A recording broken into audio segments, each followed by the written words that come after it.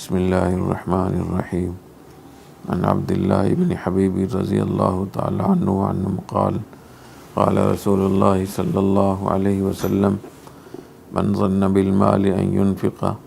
وباللیل ان يكابد فعلیہ بسبحان اللہ وبحمدہ وعن ابی امامۃ رضی اللہ تعالی عنہ وعنہ قال قال رسول اللہ صلی اللہ علیہ وسلم من حالہ اللیل ان يكابد او بخل بالمال ان ينفق او جبن عن العدو ان يقاتل فليكثر من سبحان اللہ وبحمدہ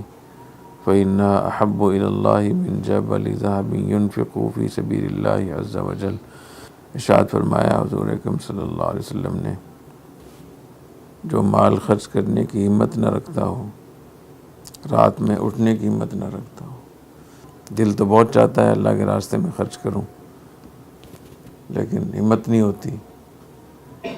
دل بہت چاہتا ہے قیام اللیل کا اہتمام کروں، رات میں اٹھوں تہجد کے لیے، ہمت نہیں ہوتی، فعلیہ بسبحان اللہ وبحمدہ، تو اسے چاہیے کہ وہ سبحان اللہ وبحمدہ پڑھا کرے۔ دوسری روایت یہ ہے، من حالہ اللیل ان یکابد، مفہوم وہی ہے، الفاظ یہ ہیں جس کو رات ڈرائے اس بات سے کہ اس کو اٹھے، رات میں اٹھنے سے ڈرتا ہو، ڈرنے سے مراد ہے کہ ہمت نہیں ہو رہی، کوئی بھی وجہ ہو سکتی ہے، مصروفیت بھی ہو سکتی ہے، نیند کا غلبہ بھی ہو سکتا ہے، او بخل بالمال ان ينفق، یا مال میں بخل ہے، خرچ کرنے سے ڈرتا ہے کہ مال کم ہو جائے گا، او جبن عن العدو ان يقاتل، یا بزدلی ہے، رات میں اٹھنے کی بے ہمتی ہے، کم ہمتی، اور انفاق فی سبیل اللہ کے رکاوٹ کے سامنے، اس کے راستے میں بخل رکاوٹ ہے، اور جہاد اور قتال فی سبیل اللہ سے بزدلی رکاوٹ ہے، فلیکثر من سبحان اللہ بحمدہ، وہ سبحان اللہ بحمدہ کثرت سے پڑھے۔ اس کا مطلب یہ نہیں ہے کہ انفاق فی سبیل اللہ جہاں فرض اور واجب ہے وہ سبحان اللہ بحمدہ پڑھنے سے ساقط ہو جائے گا، ایسا نہیں ہے۔ اس کے دو مطلب ہیں، ایک تو یہ کہ سبحان اللہ بحمدہ پڑھنے سے اس کی بزدلی دور ہو جائے گی، جو وہ بار بار پڑھے گا سبحان اللہ بحمدہ سبحان اللہ بحمدہ، اس سے اللہ تعالیٰ دل میں اتنی قوت اور طاقت دیں گے کہ وہ اللہ کے راستے میں جہاد اور قتال کے لیے اپنے آپ کو تیار پائے گا۔ قرآن مجید میں کم از کم 3 جگہ اللہ تعالیٰ نے حضور اکرم صلی اللہ علیہ وسلم سے یہ فرمایا کہ جب لوگ آپ کو بہت پریشان کرتے ہیں، تنگ کرتے ہیں، تو آپ صبر کریں، وَسَبِّحْ بِحَمْدِ رَبِّكَ قَبْلَ طُلُوعِ الشَّمْسِ وَقَبْلَ غُرُوبِهَا، تو اللہ تعالیٰ کی تسبیح اور حمد بیان کریں۔ اس سے معلوم ہوتا ہے کہ اللہ تعالیٰ کی تسبیح اور حمد بیان کرنے سے صبر اور استقامت حاصل ہوتی ہے۔ وَلَقَدْ نَعْلَمُ أَنَّكَ يَضِيقُ صَدْرُكَ بِمَا يَقُولُونَ فَسَبِّحْ بِحَمْدِ رَبِّكَ وَكُن مِّنَ السَّاجِدِينَ، ہمیں معلوم ہے کہ آپ کا سینہ تنگ ہوتا ہے ان کی باتوں کی وجہ سے، لوگ آپ کو پریشان کرتے ہیں تو آپ کی طبیعت میں بے چینی اور پریشانی ہوتی ہے، دل تنگ ہوتا ہے، فَسَبِّحْ بِحَمْدِ رَبِّكَ، تو اللہ تعالیٰ کی تسبیح بھی بیان کریں اور حمد بھی بیان کریں، وَكُن مِّنَ السَّاجِدِينَ، اور ساجدین میں سے ہو جائیں، سجدہ کریں۔ اور یہ سبحان اللہ وبحمدہ ڈپریشن اور ٹینشن کا بھی علاج ہے۔ لوگ آج کل بہت زیادہ مبتلا ہیں، بے چینی، پریشانی، ٹینشن ہے، ڈپریشن ہے، اور ڈپریشن بھی بڑے خطرناک قسم کا آج کل ہو رہا ہے، تو جہاں اس کے اور بہت سارے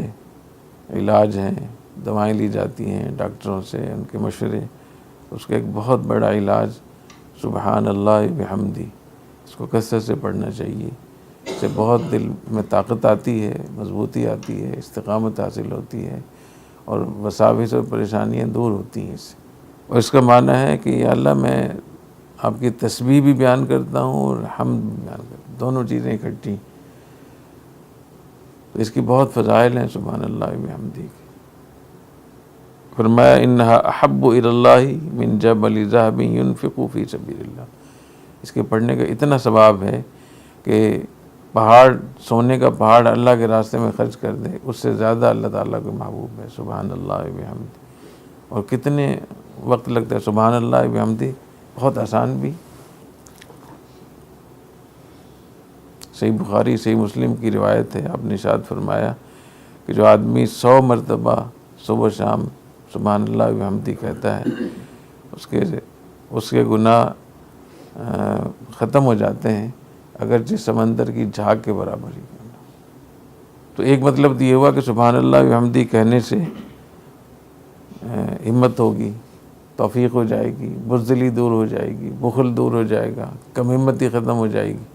اور دوسرا یہ کہ جو یہ فرائض واجبات سے متعلق نہیں ہے، اگر انفاق فی سبیل اللہ فرض و واجب ہے، زکوٰۃ ہے، عشر ہے، اور بھی کئی مواقع ہوتے ہیں، پڑوسی ہے وہ بھوکا ہے، اس کے پاس کچھ نہیں ہے، آپ کو اللہ نے دیا ہے، تو آپ پر ان کو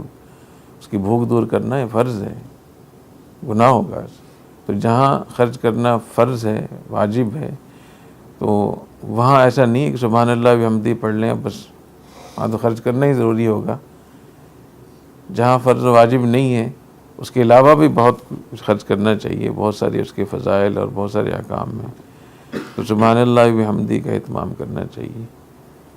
ایک حدیث شریف میں آتا ہے کہ حضور اکرم صلی اللہ علیہ وسلم سے پوچھا ای الکلام افضل، سب سے بہتر کلام کون سا ہے، افضل کون سا؟ آپ نے فرمایا مصطفی اللہ لملائکتی او لعبادی، وہ کلام جس کو اللہ نے اپنے فرشتوں کے لیے، بندوں کے لیے منتخب فرمایا ہے، اور وہ کیا ہے؟ سبحان اللہ بحمدہ۔ اس کا اہتمام کرنا چاہیے۔ پھر حمد سے، حمد تو اللہ تعالیٰ کا شکر بھی ہے نا، حمد کرنے سے ایک بات اور یاد آ گئی مجھے، ایک روایت میں آتا ہے انہا صلاۃ کل شیء وبہا یرزق الخلق، لوگ کہتے ہیں ہمیں ایسا وظیفہ بتائیں جس سے ہمارے رزق میں برکت ہو۔ حدیث شریف میں آتا ہے کہ سبحان اللہ بحمدہ، اس سے یہ تمام ہر چیز کی تسبیح بھی ہے، صلاۃ بھی ہے، نماز بھی ہے، دعا بھی ہے، اور اس کی برکت سے مخلوق کو رزق دیا جاتا ہے۔ اس لیے سبحان اللہ بحمدہ کثرت سے پڑھنے سے رزق میں برکت ہوتی ہے۔ سبحانک اللہم وبحمدک اشہد ان لا الہ الا انت استغفرک و اتوب الیک۔